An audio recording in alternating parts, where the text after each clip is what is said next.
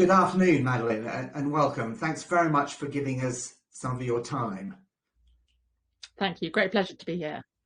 Brilliant. Well, I'd like to just start with looking at how your very intense sort of description of how care sector has been really badly effective relates to a sort of feminist perspective and the valuing of care, which is obviously traditionally seen as a female occupation.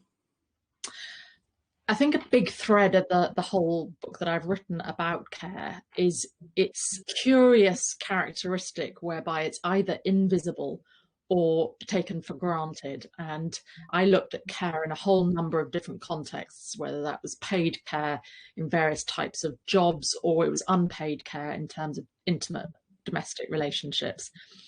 What I was trying to find was the sort of commonalities between those very, very different forms of care, particularly from an economist's point of view. One is paid and one is unpaid. But actually, the kind of substance of what they entail has an enormous amount in common. And one of the profound challenges to our society, I think, is that a care has an invisibility to it. That's my kind of one of my key arguments. So that in whatever context you look at care, it has been curiously marginalized, neglected, or a sort of basic lack of curiosity as to what exactly it is.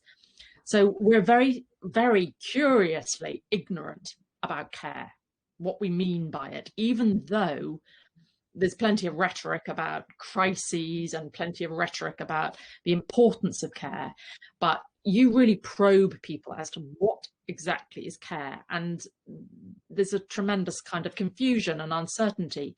Now, that invisibility has a long, long history. And I think that's where it goes back right into, hundreds of years, centuries, in which there was a very sharp distinction drawn between the activities of a marketplace and a public realm and the activities of the private domestic realm. One got described in great detail and the other was relegated as to a sort of a matter of sort of private preference, really. So the ways in which care was provided within the home and within the family was regarded as women's work, and therefore of very, very little interest and regarded as very low skill. I mean, that's one of the other characteristics of what I'm describing, that invisibility and that ignorance, that lack of curiosity, means that people can very, very quickly assume that care is not a particularly skilled activity, it doesn't require much intelligence, and therefore doesn't deserve any better pay. The kind of chronic problems of low pay within many forms of care work, I think, is a legacy of that history of this is women's work and this is something that is, not very difficult. It just requires virtue. I mean, that's really how Christian Western industrial history has constructed care, that is a matter of virtue and that is a matter of female self-effacement and self-sacrifice. Well, yeah, I mean, it's really interesting, this idea of invisibility, isn't it? Because you could say on the face of it, all of us, obviously, well, when I say all of us, all the people who are lucky enough to be cared for as a child, and obviously some people aren't, but a lot of people are. So a lot of people have a very strong experience of care. So how does that relate to it being invisible? Well, that's a very, very good point. I mean, I thought you were going to get into the sort of gender and the gendering of care, because so many of our early experiences are of mothers particularly. So let's park that and come back to the point that you make, which is that I think that there can be really, one of the kind of driving points of the book is to say that this is a profoundly important experience and that we have an innate capacity actually to provide care. So it's kind of, I'm sort of trying to remind people of something that gets overlooked. And I think that our early experiences of maternal, and it does tend to be predominantly maternal care, what a psychoanalyst I quote says, this is the sort of warp of our personalities, or the weft.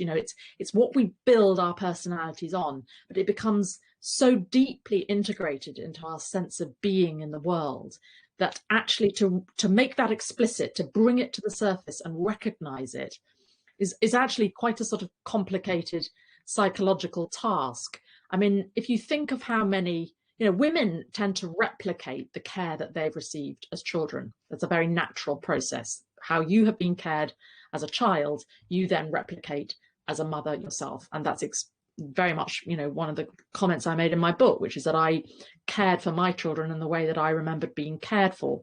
But there's a very interesting distinction for men, because they are mothered. And then it's what happens to all that experience of care? Because it's not something they assume that they then have to replicate in the way that their mother provided them with it. And I'm fascinated by that disjuncture. Why is it that men, having received just as much of this embodied form of care as women, then tend to leave that behind them and not actually replicate that in their lives? They may become very good fathers, but it's rarely, although increasingly less rare, but it's rare for men to do that hands-on care day to day of a small infant that, of course, they will have in their backgrounds. But they might not all, isn't it? And of course, the elite in the UK quite often have spent their formative years in boarding school. And even before they went to maybe boarding school age 7, their mothers may have been preparing themselves to actually let go of the caring role. And I wonder, I mean, one of the things I believe is there's quite often a contrast drawn between, I mean, you mentioned, the example of the Danish student. I mean, what is happening in the UK? Do you think the UK is in a worse situation because a lot of our cabinet ministers, a lot of people who are powerful actually did not really experience that sort of care? Well, now that's a interesting question. I mean, I'm tempted to say that elite experience is of such a minority that I didn't regard it as significant enough to dwell on in the book. Having said that, you've got a point, which is that elite is disproportionately powerful. So could that have had an impact on our understanding of care? Another point which is relevant is that I do think that the care provided historically by servants needs to be given much greater acknowledgement. And I come back again and again in my first few chapters thinking about the history of care and thinking about the role of servants. Now, that was not actually as an elite experience as we might think, that up until the 1930s, it was quite standard for most families to have enough resources to get some form of help with looking after small children. So that even if you were, quite modest circumstances, mothers did not do all of the care on their own because servant labour was relatively cheap. So actually, care has always been distributed, even within domestic contexts, between paid and unpaid work. So, but to get back, so there's a lot of relevant factors here that the experience of being cared for by someone who is not your blood relative, your mother or father, was a very, very common experience. It wasn't just the elite. To go back to your interesting additional challenge and question around boarding schools, which is such a sort of specifically English experience, it's not true. I think you'd be hard put really to find any other country around the world. Yes. Yeah. when we look at the Americans and say they're mad about guns, I think you could say the English are mad about boarding schools.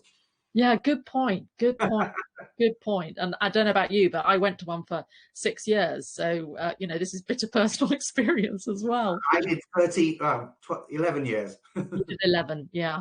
From age 7. And so actually, I do remember the point when I was taken to school and my mother came with me, and the master who welcomed us made a point of instructing my mother to hand my case to me so that I had to carry my case up to the room. And I still remember that because it was like a symbolic sort of your mother no longer cares for you. And then they specifically had a rule that parents could not visit for a couple of months, so that to give you time to make sure that you were indoctrinated and realized there was no help. There was no parental support.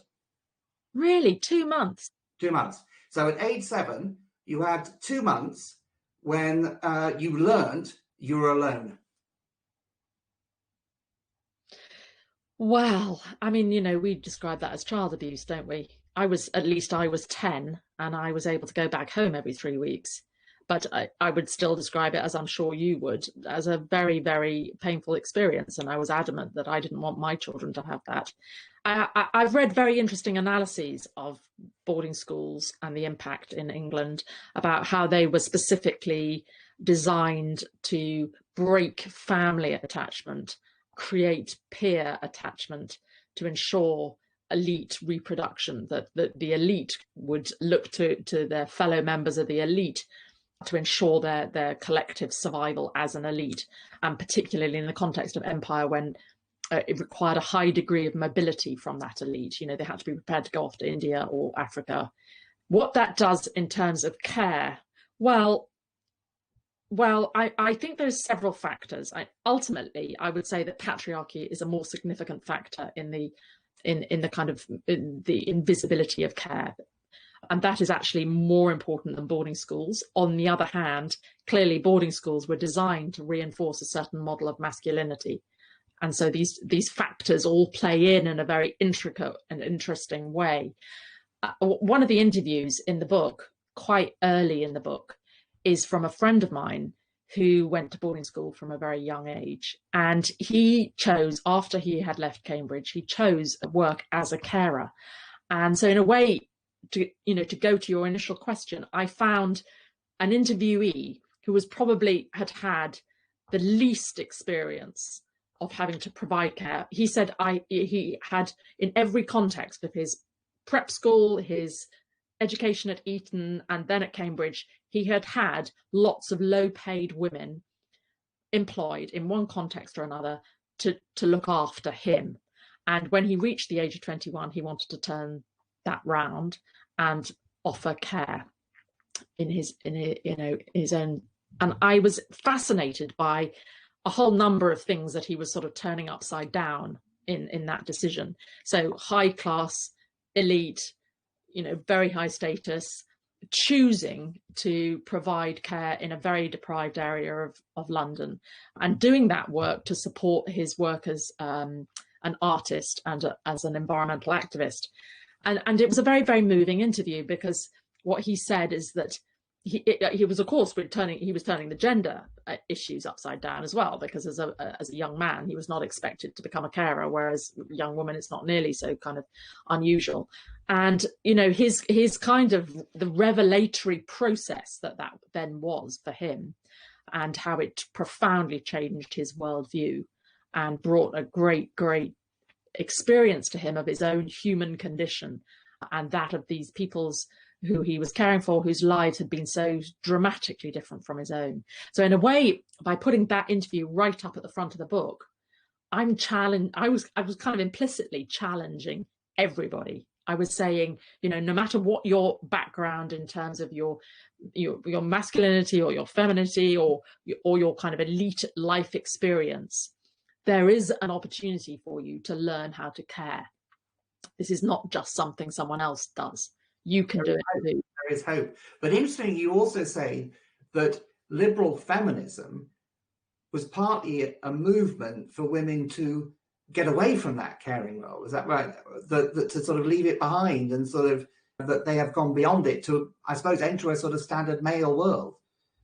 Well, absolutely. And I think this is, feminism has many, many strands to it. And I think what happened in the 1980s was one particular strand of feminism, which I characterize as liberal feminism, became dominant.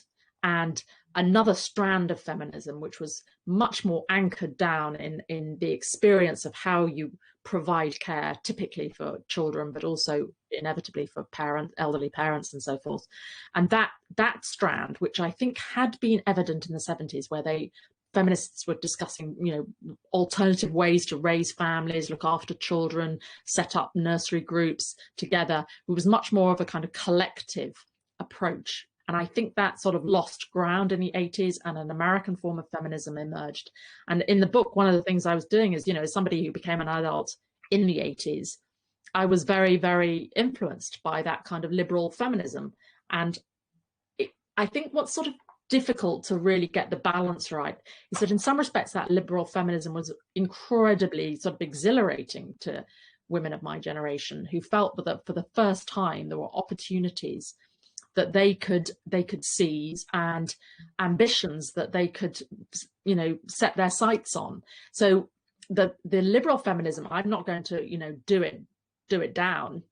I think it had some great strengths to it, but I don't think it was ever a sufficiently kind of wide enough perspective. I think it let certain things drop off the edges, as it were, or lose focus. And that's really, the story of what women of my generation then struggled with, because we got into being young mothers in the 90s. And it was like, oh God, help, nobody explained this bit of it. How on earth are you supposed to have children and, compete in the office with your male colleagues and insist that, you don't need any special treatment? There was a very kind of defiant kind of bravery to the liberal feminism of the 1980s, which was, put on your shoulder pads and go for it, and it was quite sort of fighting to the top. And when you had a baby, you were kind of in a kind of one-legged race, because you were kind of constantly trying to look after everything at home. So I think that balance between work and care got substantially easier in the sort of 2000s, as people began to recognize greater maternity leave. I mean, there's more maternity leave now, considerably more than when I had kids. The principle of paternity leave is established. There's much more willingness for fathers to recognize that they have a major role to play. So we still have a kind of fundamental problem, which is, that the conflict between work and care, there's always a tension there. And how that tension is eased is all about good quality childcare. And we have not yet resolved that. And that is one of the issues in the book, which is that, you are going to create these awful care work conflicts for people who can't afford good quality childcare, whose hours don't fit in with childcare. And that leads to all sorts of desperate strain and stress on families, unless you're prepared to get a decent childcare system up and running, which in this country we've not been prepared to do. We simply haven't invested in the way that most European countries have. We haven't, the pay of childcare workers is just horrific. I mean, the worst sector, quote unquote, by far, says the Low Pay Commission. Childcare managers can earn more money on a checkout till, which is insane. They're responsible for sometimes 10 or 11 3-year-olds and 2 members of staff, and they've got to somehow keep everybody learning, flourishing, safe, and the alternative is they can earn more money on the till. Sorry, that seems a good opportunity to move on to that sort of general question of how we actually deliver social care in the public service, or through voluntary activities as well. And obviously you've talked about a lack of funding and a lack of a willingness to invest, but you also talk about the bureaucratisation and the marketisation of care. Which has been worse? Was it both and? I mean, are they linked? How do you see that? So hard to know which has been worse. I think both have been very, very damaging to care. The thing about care is that several things really. One is that it's full of risk. Care is inherent because it's dealing with vulnerability, whether that's you're sick and you're lying on a hospital bed with a broken leg, or it's because you're a 3-year-old child, or because you're an 80-year-old. It's always dealing with human vulnerability of one form or another. And with that risk comes, a tremendous amount of fear and anxiety. And what we've seen over the last 20 years, 25 years, is some shocking scandals where that relationship of trust, which is essential to care, has been so badly damaged. And that's true of Harold Shipman, the doctor who killed, we believe, hundreds of patients. It's true in the Mid-Staffs hospital scandal, when the ill treatment of hospital staff led to the premature deaths of dozens and dozens of patients. So there is a really key question, which is how do we ensure quality care? And I think, the answer that we've come up with is disastrous. It's complete, it's counterproductive, which is enormous kind of system of regulation and inspection and audit. And that is enormously time consuming. Quite apart from anything else, a nurse on a ward ends up spending an enormous amount of time filling out forms or looking at a computer screen. The alternative is that what research has shown, and again, lots and lots of research, is that if you have really good teamwork I think is essential to quality care. And if you have good teamwork so that individuals feel really supported by good quality management and leadership, then that's how you ensure and you avoid overload. Work burnout is the fastest way to the abuse of care. So so care is never cheap. Okay, I don't think we should ever, it's an illusion that care is cheap. It's actually often extremely expensive. Anyone who's tried to look after an elderly person who's terminally ill, suddenly realizes, oh my God, I had no idea. Care is an expensive business. But as a rich society, my argument would be, well, what's more important to human well-being than actually ensuring that we use our wealth to ensure good quality care? So the kind of audit and this kind of quest for efficiency, I think that's one of the other problems that's really led to a sort of an attempt to standardize and routinize care. Efficiency and productivity, these are the measures we've used in the last sort of 40, 50 years to drive up productivity and to increase wealth. And that works in a kind of commercial context. I mean, this is, key principles of economics. I think the point is, if you map efficiency onto care, you come unstuck. And there was one very clever quote I came across once where some very insightful person said, there are two areas of human endeavor where it's dangerous to overemphasize efficiency. One is war and one is care. But I haven't heard it, but I would argue actually that this problem of centralized bureaucracy is actually quite widespread. And and the undermining of professionalism. Talk to the teachers, talk to other, I suppose, not just health workers, but even in regulation. I used to work in the Environment Agency, and one of the big problems is a very centralized approach to measuring outcomes, very sort of narrow measures that distort behavior and so on, and a lack of trust, and treating people at the front end as if they have to be controlled. And actually the first woman who won a Nobel Prize in economics, so-called, Eleanor Ostrom, one of her key things that she said is that we shouldn't be in the center trying to get people to do what we want them to do. We should be designing institutions within which people do the right thing. And obviously professions are exactly those institutions. So isn't this much bigger than just care, this problem? Yes, I was writing a book about care, so that's my focus. And of course, care has been affected by all sorts of trends going on in society at large. So I think that's how I would completely agree with you, but just sort of turn it around a bit. I wanted to bring the sort of focus onto care. And of course, it's been affected by other wider societal trends. And one of which is the issue that you raise, which is this loss of autonomy in many professions and this lack of trust. I would just add to your point, I completely agree with you around the relevance of this issue. I would add, though, it's not just professions. The loss of autonomy for many care workers, I think, is a major problem. So if you are a domiciliary care worker, which means you go into somebody's home for half an hour, or if you're really unlucky, 15 minutes to make sure they've got up and taken their medication, well, you know, your phone is bleeping away if you overstay by 5 minutes. I mean, the degree of monitoring and supervision that is possible are on all forms of work now, we know.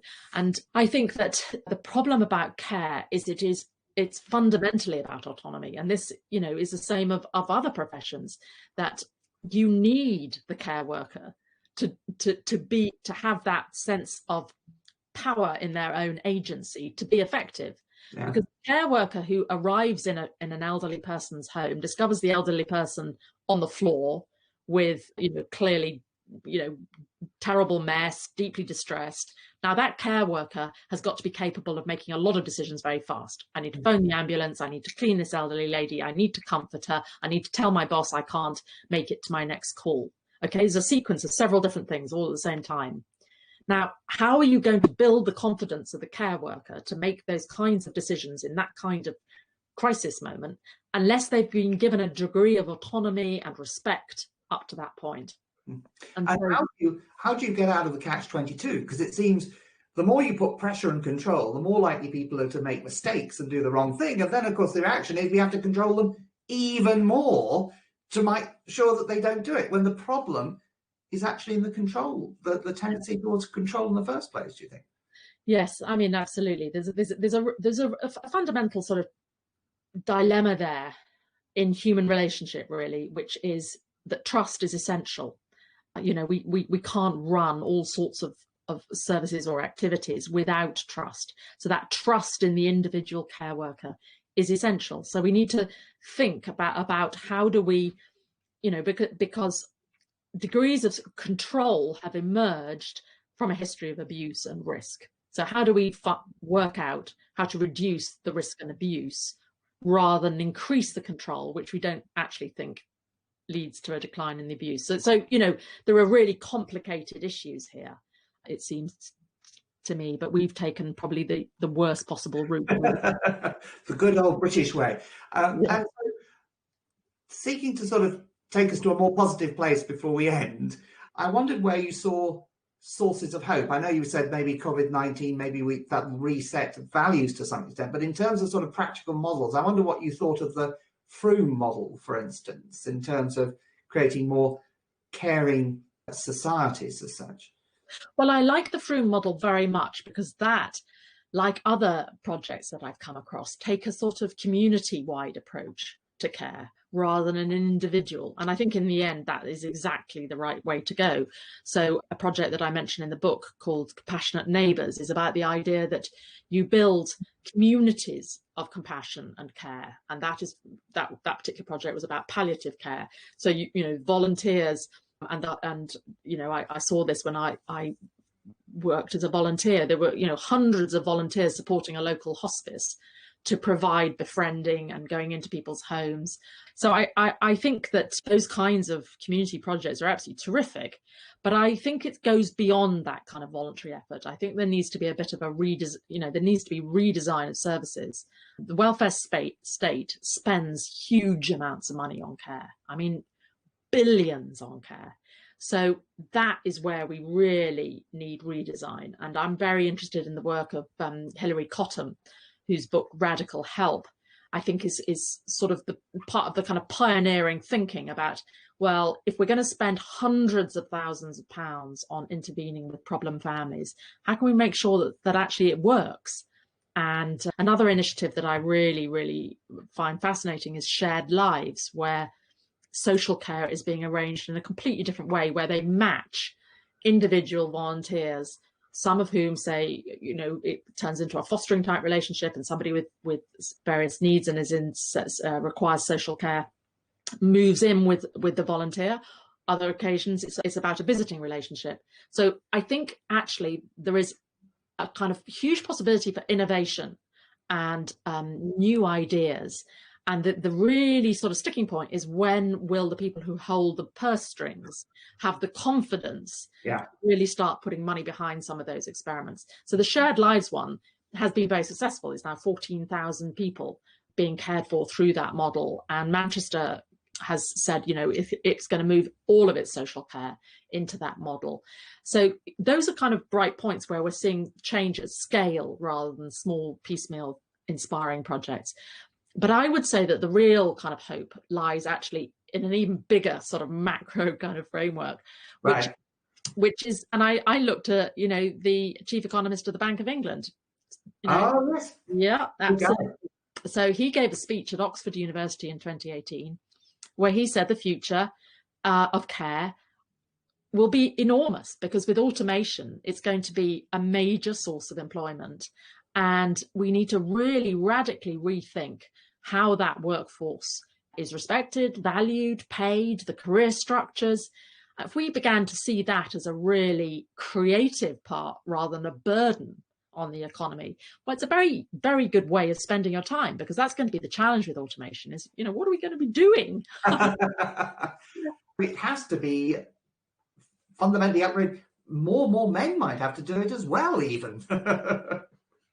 And you know, that's one of the kind of key points of my book, is that I deliberately found and looked for men who could talk, you know, with great eloquence about the experience of care, about providing it, and how they understood it as an essential part of their job. And they may have been GPs, so that was a, you know, big professional vocational calling, or it may have been people. There was one care worker, social care worker, who went into elderly people's homes, and he'd been a painter decorator all his life. And he said, you know, to my amazement, I discovered that I absolutely love this work. So I think there's a real challenge there to models of masculinity. And you know, there's nothing, actually, if you look in the past of the history of care, you know, men have always provided care for each other on the battlefield and in the great sort of monastic institutions, which are the origins of hospitals. They provided care there as well. So there's nothing inherent about men and masculinity, which means they can't provide care. It's just that we've been through several hundred years in which, you know, care has been denigrated because it's not economically productive in the sense that the 18th century economists defined. And I think it's that way in which care was put outside the industrial economy and therefore not regarded as significant. You know, the old argument about GDP, which is that if you have an affair with your housekeeper, then still contributing to GDP. The minute you marry her, then her labours are irrelevant to GDP. Well, I mean, that, you know, that's a nonsense, and lots of economists have been working out the value of care to the, you know, the global economy, and the figures get bigger every time I look. You know, this sort of endless kind of rows of noughts. But you know, that's a crucial corrective. And you know, any government minister knows the NHS and the social care system in this country, which are teetering on collapse, would completely collapse if all the unpaid carers withdrew their care tomorrow. You know, the whole system implodes, because basically they are saving the NHS and the social care system billions. So that kind of recognition of the value of unpaid care work is you know, absolutely vital. Well, I really hope ministers read your book when they come to think, when they have a moment to think about this, of how to address the fundamental inadequacies of the social care system in once we're through the current crisis. So thank you very much, Madeleine. Okay, thanks a lot, Henry. Bye-bye.